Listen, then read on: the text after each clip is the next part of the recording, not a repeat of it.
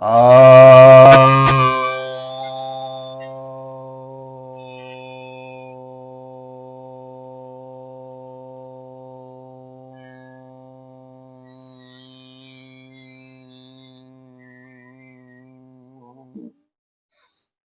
सभी भक्तजनों को सप्रेम नमन। तो आज आपके समक्ष विज्ञान भैरव तंत्र के 84वें श्लोक पर प्रवचन करने जा रहा हूं। यह ध्यान विधि 61वीं है। इसमें भैरव जी बता रहे हैं भैरवी को, किंचित ज्ञातम द्वैतदायी बाह्यालोकस्तमः पुनः विश्वादि भैरवम रूपम ज्ञात्वानंत प्रकाशभृत। तो यहां पर यह कह रहे हैं कि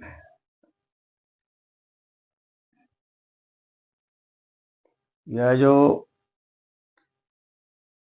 सृष्टि है, इसमें जो हमारा स्वरूप है, इस स्वरूप में जो चैतन्य स्वरूप है उसमें जागृत अवस्था होती है, जिससे कि हम दुनिया को देखते हैं, समझते हैं,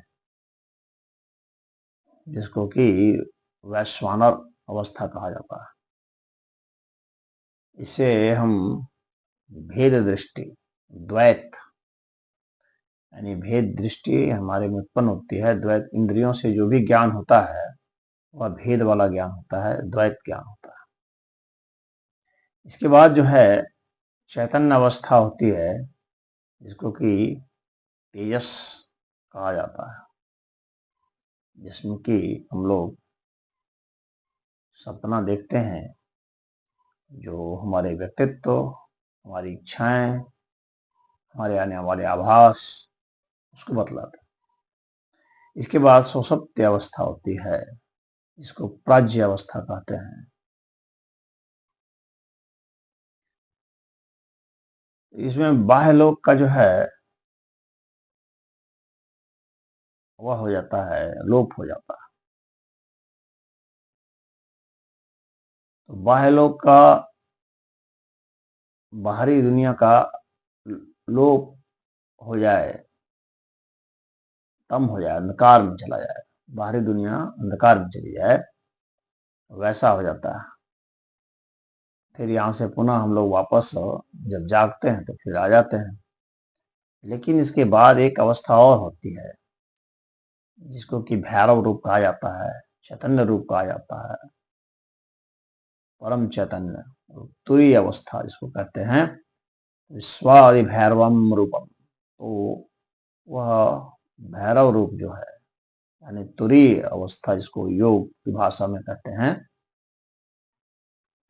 तो उस तुरीय अवस्था में जब प्रवेश होता है, ज्ञात्वा अनंत प्रकाश भृत, तो उसके उस अवस्था में प्रवेश होने से जो ज्ञान होता है वह अनंत प्रकाश की अवस्था होती है। यानी प्रकाश का मतलब यह सामान्य प्रकाश नहीं है, वो अलग ढंग का विलक्षण प्रकाश होता है, और वह प्रकाश जो है अनंत होता है, उसका कहीं कोई सीमा नहीं होगी।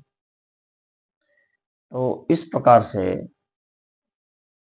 जो विस्तार है विश्व का, जिसमें वैश्वानर हो गया, तेजस हो गया, पाज्य हो गया और भैरव रूप हो गया, तो इस प्रकार से ये ब्रह्म का जो विस्तार है, ये पर भैरव का स्वरूप है,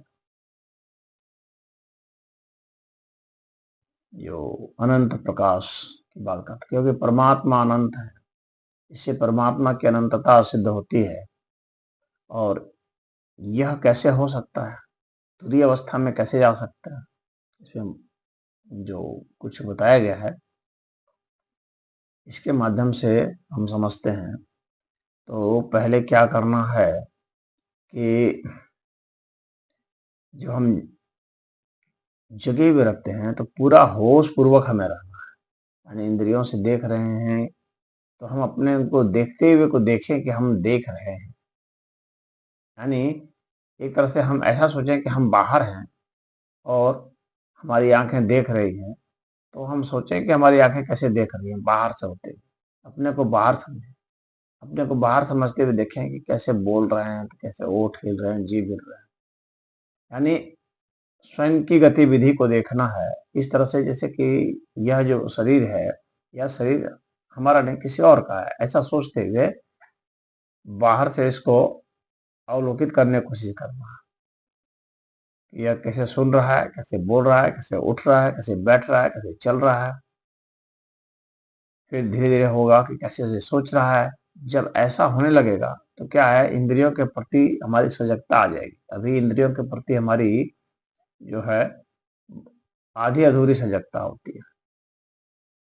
तो ये सजगता जब आती है तो हमारा चैतन्य स्वरूप जागने लगता है, और जो वैश्वानर रूप जो मैंने कहा अभी, प्रथम रूप जो बताया गया है, तो वह उस वैश्वानर रूप के प्रति हमारी जागृति हो जाती है। फिर हम इसके बाद स्वप्न अवस्था में प्रवेश करते हैं। स्वप्न अवस्था में प्रवेश करेंगे तो स्वप्न के विषय में जब स्वप्न में जाने लगते हैं, जब तंद्रा में जाने लगते हैं, तो उसमें होश रहने के लिए कोई एक चीज हम पकड़ लेते हैं। जैसे कुछ लोग मंत्र पकड़ लेते हैं, मंत्र ही जपते रहते हैं, तो वो नींद में भी मन ही मन मंत्र जपते रहते हैं। या तो फिर किसी स्पर्श को पकड़ लें, उस स्पर्श का ही चिंतन करते रहें, अनुभूति करते रहें। या किसी वस्तु को जो आपको प्रिय हो, उसको एक खूंटी बना लेना है। जैसे मान लीजिए गुलाब का फूल, कमल का फूल, तो आपको उसके स्वरूप का ध्यान करते हुए, चिंतन करते हुए फिर सो जाना है। जब आप सोएंगे तो नींद में भी गुलाब का फूल आपको दिखने लगेगा, तो वह स्वप्न में जागृति हो जाती है। स्वप्न में आपको पता चलेगा, इसको लूसिड ड्रीमर भी कहते हैं कुछ लोग, जिसमें कि जानबूझ करके आप जो है स्वप्न में देखते हैं।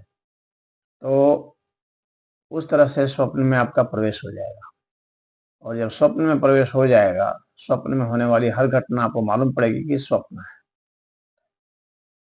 और तब फिर आप स्वप्न के प्रति जागृत हो गए तो सुषुप्ति में चले जाएंगे, जिसको कि सामान्यतः बेहोशी जैसी अवस्था होती है। इसमें आदमी को अपने स्व का भी पता नहीं चलता, अपने होने का पता नहीं चलता। जब वह नींद से जागता है तब उसको पता चलता है कि मैं सोया था। तो वह एक आभासी स्थिति का पता लगाता है, एक कॉन्सेप्ट के माध्यम से समझता है कि मैं सुषुप्ति में था। लेकिन जब व्यक्ति सुषुप्ति में प्रवेश करेगा, जिस विधि को मैंने बताया अभी, तो उस घोर सुषुप्ति अवस्था में भी वह जागृत रहेगा, उसे होश रहेगा। यानी अब उसकी मृत्यु उससे उसे होश में होगी। वह उठेगा तो उसे पता चलेगा कि मैं सोया हुआ था, और जब सोया था उस समय भी उसे पता है कि मैं सोया था। ये दोनों ही अवस्था में, मतलब था क्या, उसे उसे है कहेंगे। जब वो सोया था, उसमें उसको पता चल रहा है, तो उसके लिए वह होना है, था नहीं। और ऐसा जब होगा तब फिर वह परमात्मा में प्रवेश करता है, तुरीय अवस्था इसे कहते हैं, जिसमें कि उसे अनंत प्रकाश दिखेगा। यानी इंद्रियां को समेटते हुए प्रत्याहार हो गया, और इंद्रियों को समेट लिए तो प्रत्याहार हो गया, फिर धारणा में चले गए, जब स्वप्न में चले गए, और फिर ध्यान में चले गए, जब सुषुप्ति में चले गए, फिर जो है समाधि में चले गए, जब तुरीय में चले गए। तो तुरीय अवस्था, तो आपको सुषुप्ति तक जाना होता है, तुरीय अवस्था तो उपलब्ध आपको हो ही जाएगी। परमात्मा की कृपा होती है, वह अनंत प्रकाश आपको उसमें महसूस होता है। यही यहाँ पर कहा जा रहा है। तो ये जो विधि मैंने बताई, इस विधि से आप प्रवेश कर सकते हैं। सामान्यतः हम लोग जो है अर्ध बेहोशी अवस्था में ही जी रहे हैं और हमें अपना होश हवास नहीं रह पाता है, तो हम लोगों को इंद्रियों का पूरा बोध नहीं हो पाता। तो इसमें इतना ही। हरि ओम।